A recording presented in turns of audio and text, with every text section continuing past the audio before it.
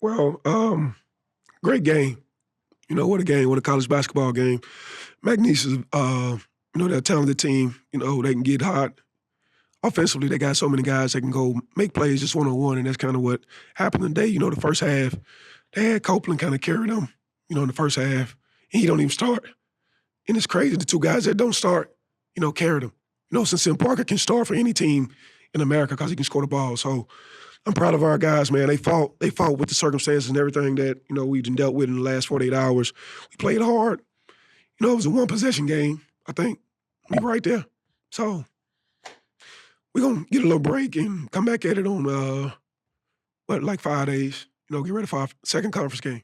So, Coach, how optimistic were you with seeing the fight that this team did with this McNeese team, kind of going back and forth at times, taking the lead? Like how encouraging was that to see? Extremely, extremely encouraging. Because, look at all the teams McNeese done played this year. They done played, I think 2 SEC teams on the road. On the road, they was in the championship game against Liberty in that tournament we played in out there. And just for our group, like I say, we've been through, whatever in the last 48 hours. And to have a chance to win the game with, a minute 35 and 2 minutes left to go in the game, any coach would take that any day of the week. So I'm proud of the guys, really proud of them. What would have needed to happen for you guys to be able to win that game? Because it does feel like you had a chance to take the win and it kind of slipped away at the end. For Coach Wade to sit down, Sincere Parker. But no, just making plays down the stretch. We didn't make plays down the stretch. And that's on me. I could have ran some different stuff, got some guys, some different looks, put them in better situations, and that's on me. So we had a couple wide open looks that we did knock down. Turnover, I think we had late, kind of stepped out of bounds, but that's neither here nor there. So we're learning from that. So that's something we can watch film and learn from. For you personally, this last few days, what's it been like for you kind of getting this role and doing what you need to do to get the team ready? Man, my phone haven't stopped ringing since I found out that I was going to be taking this position. But I just been watching film, watching film, taking on more responsibilities now. As a head coach, you got more responsibilities. Before the game, my mom, she called and said, "Hey, I'm coming." Because she was going to church, and they had their Christmas program this morning, and she was like, "Nah, I'm going to make that game." So I'm kind of worried about that, and, but it was good, man. It's like riding a bike. So it was good, just different levels. I felt very, very different between last game and this game. 2407 is the listed sentence. Last game was about 1,000. What do you have to say about the fans being able to show? Well, I appreciate the fans showing up, but we need more. We need more. Like, kudos to McNeese. They brought a crowd over here, and I felt they helped them, down the stretch. Excuse my voice, I'm hoarse from coaching. But we need more. And, I said it to Jay Walker. I appreciate the fan support that we had tonight, but when our next home game, I need you guys to be there and come out and support us because this team deserves it, and they're gonna play hard. They're gonna play hard for us. And you just said your voice is hoarse. I never really heard that with Coach Marlin. So, what does it mean for you to be able to sit down in that press conference with a hoarse voice, knowing that you coached a good game? It means the world to me because my dad was a coach. My uncle was a coach.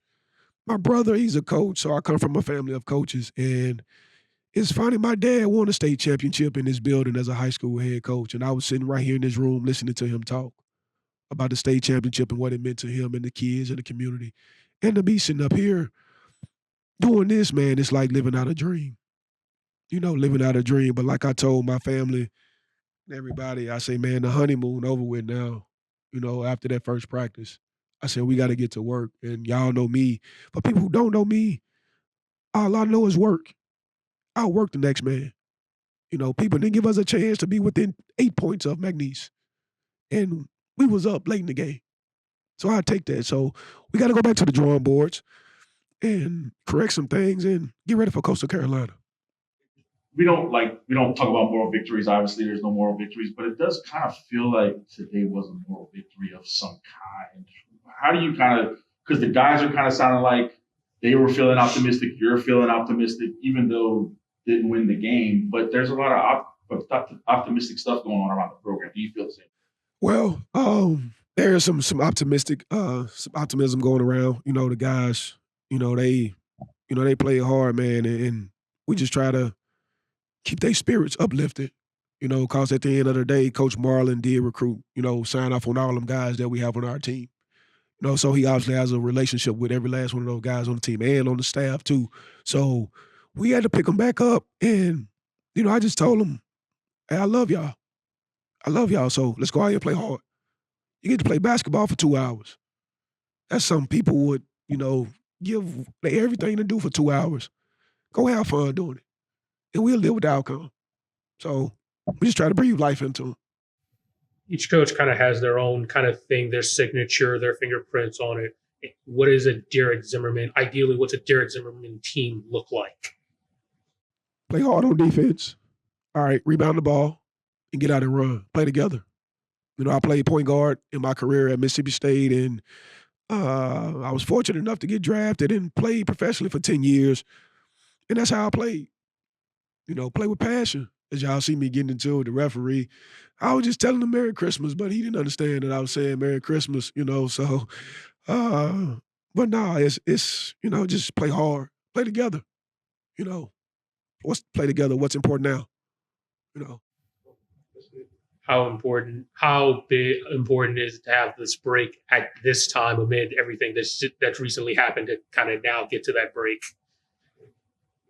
Well, it's kinda like hitting the reset button, you know, kinda get away from everything. Imma go home and see my mom and my family for a couple of days, and Imma get back to it, you know, I obviously gotta lock in on Coastal Carolina and our upcoming conference games and see what they're doing, you know, and then I'm a basketball guy. I don't have many hobbies. You know, I watch SportsCenter all day. I watch games all day, you know, I watch sports, and people who know me, they say, "Man, he at home watching TV, watching sports." You know, I kinda got away from the game yesterday and watched a little football game, but I said, "Man, I can't watch this. I gotta watch McNeese." So, that's kinda it for me. Defensively, how do you think that side of the ball was, knowing that McNeese has never been, or this year hasn't been very strong three-point shooting? Man, you know, we held him to 41% shooting, 1 for 16 from 3, and that was off an offensive rebound, I think, when he hit that 3 in the corner. Um, I'll take that any day. You know, they shot 17 free throws, we shot 6 free throws.